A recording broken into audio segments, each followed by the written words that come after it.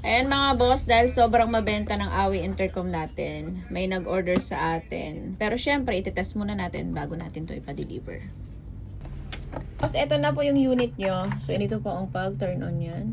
Press nyo lang to. Hold nyo hanggang mag-red blue. Power on na daw po. Para mag-connect silang dalawa, press kayo ng isa hanggang mag-green. Connected daw po. Dito, itetest naman natin yung music sharing niya na pwede kayong mag-usap kasabay yung music natin. So, yan, hanapin natin dyan yung AWI. Yan yung AWI boss. Okay, pair natin. Okay. Para mag-connect po sa music natin, yung dalawang intercom boss. Press po kayo dito ng isang beses. Same po dito sa isang intercom. Kailangan sabay po boss. 1, 2, 3. So, maririnig mo dito na may music na siya. Yan. Yan, no? Maririnig mo dito na may music na yan. Pag pumapasok eh. Payment eh. Number sir.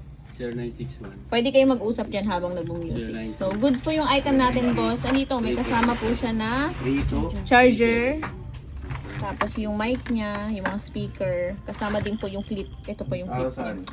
May manual din yan, bossing. Ito po.